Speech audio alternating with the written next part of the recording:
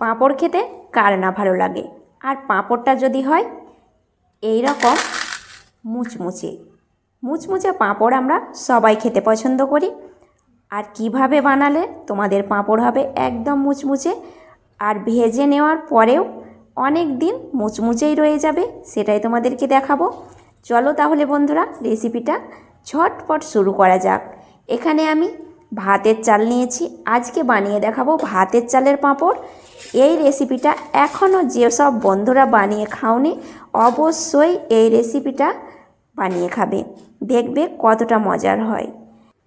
পাঁপড়গুলো বানানোর জন্য আমি 1 বাটি পরিমাণে ভাতের চাল 2 ঘন্টা মতো ভিজিয়ে রেখেছিলাম। হাতের সময় থাকলে 6 ঘন্টা ভিজিয়ে রাখবে। তারপরে সামান্য কিছু জল দিয়ে ব্লেন্ড করে নিয়েছি এই রকম ঘনত্বে। এবার মিক্সিং জারের মধ্যে কিছুটা জল দিয়ে ব্যাটারের মধ্যে দিয়ে দিলাম। ভাতের চাল দিয়ে যেহেতু পাঁপড়টা বানাচ্ছ তাই একটু সময় ধরে ব্লেন্ড করে নেবে। তোমরা শিলনোড়াতেও বেটে নিতে পারো, কিন্তু সময়টা বেশি লাগবে, খাটনিটা বেশি হবে। তাই বন্ধুরা খুব সহজে ব্লেন্ডারে ব্লেন্ড করে তোমরা পাঁপড়টা ঝটপট রেডি করে নিতে পারবে। এবার বন্ধুরা ব্যাটারের মধ্যে দিয়ে দিচ্ছি কিছু পরিমাণে চিলি ফ্লেক্স, 1 চামচ গোটা জিরে, 1 চামচ কালো জিরে, স্বাদ মতো লবণ।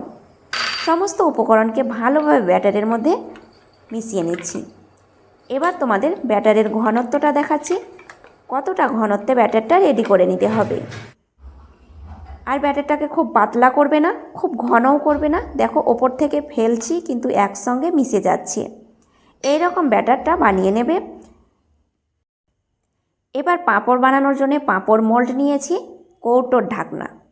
তোমরা প্লেটের মধ্যে বা টিফিন কৌটোর ঢাকনাতেও বানিয়ে নিতে পারো। এবার এই ঢাকনার মধ্যে দিয়ে দিচ্ছি 2 ফোঁটা করে সাদা তেল। একটু তেল ব্রাশ করে নিলে পাঁপড়গুলো খুব সহজে উঠে আসে। তেলটাকে ভালোভাবে টিস্যুর সাহায্যে মুছে নিচ্ছি। তেল কিন্তু ঢাকনার গায়ে লাগিয়ে রাখবে না, তেলটা দেওয়ার পরে সঙ্গে সঙ্গে টিস্যু দিয়ে বা কাপড় দিয়ে মুছে নেবে। এবার আমি ছোট চায়ের চামচের 1.5 চামচ করে ব্যাটার কৌটোর ঢাকনার মধ্যে দিয়ে একটু ভালোভাবে স্প্রেড করে নেব।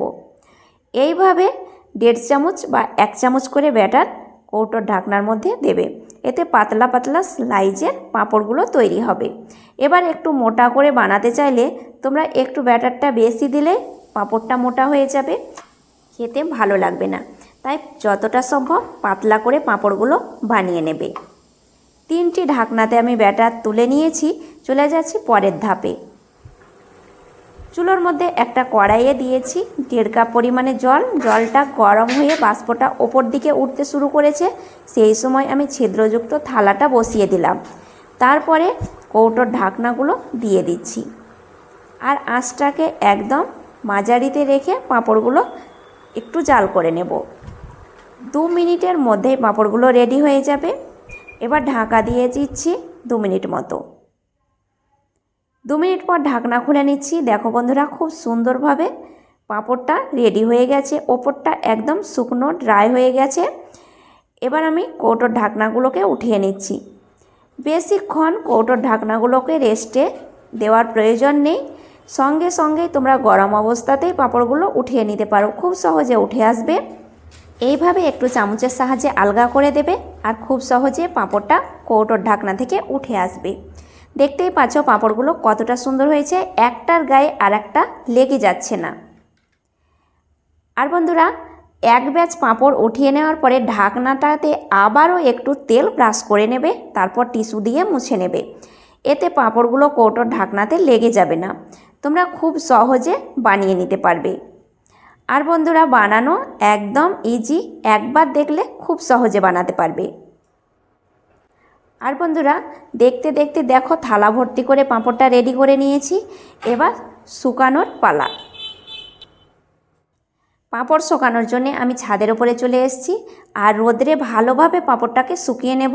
তোমরা ফ্যানের হাওয়াতেও শুকাতে পারো, কিন্তু রোদ্রে ভালোভাবে শুকিয়ে নিলে অনেক দিন সংরক্ষণ করে রাখতে পারবে। 2 দিন ভালোভাবে পাঁপড়গুলোকে শুকিয়ে নেব, তারপর ফিরে আসছি। বন্ধুরা 2 দিন ভালোভাবে পাঁপড়গুলোকে শুকিয়ে নিয়েছি আর দেখো কতটা সুন্দরভাবে পাঁপড়গুলো শুকিয়ে গেছে। আর শুকানোর পরে অনেকটাই পাতলা মনে হচ্ছে পাঁপড়গুলো। ভেজে নেওয়ার পরে পাঁপড়গুলো অনেকটাই বড় হবে আর খেতে হবে দারুণ মুচমুচে। আর এই পাঁপড়গুলো খেতে দারুণ মজার হয়। এই গোটা জিরে যখন দাঁতের মধ্যে পড়ে তখন পাঁপড়গুলোর স্বাদ বোঝা যায় কতটা টেস্টি। পাঁপড় ভেজে নেওয়ার জন্য চুলোর মধ্যে একটা কড়াই বসিয়েছি আর তেলটাকে ভালোভাবে গরম করে নিয়েছি। এবার তেলের মধ্যে একটা পাঁপড় দিয়ে খুন্তি দিয়ে এইভাবে চাপ দিতে থাকবে। দেখবে আস্তে আস্তে পাঁপড়টা একদম বড় হয়ে গেছে। তারপরে তেল থেকে পাঁপড়টাকে উঠিয়ে নেবে। আর দেখতেই পাচ্ছ বন্ধুরা পাঁপড়টা কতটা সুন্দর হয়েছে, একদম মুচমুচে হয়েছে আর ফটফটে সাদা হয়েছে। এইভাবেই আমি সমস্ত পাঁপড়গুলো একইভাবে ভেজে নেব। আর আঁচটাকে একদম মাঝারিতে রেখে পাঁপড়গুলো ভেজে নেবে, এতে পুড়ে যাওয়ার সম্ভাবনা থাকবে না। আর পুড়ে গেলে পাঁপড়গুলো খেতে ভালো লাগবে না।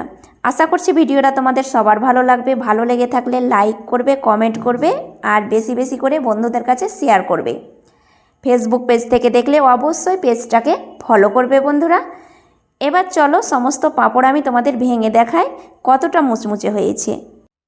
এই পাঁপড়গুলো এতটাই মুচমুচে হয় মুখে দিলে মিলিয়ে যাবে। এবার একটা পাঁপড় ভেঙে দেখাচ্ছি।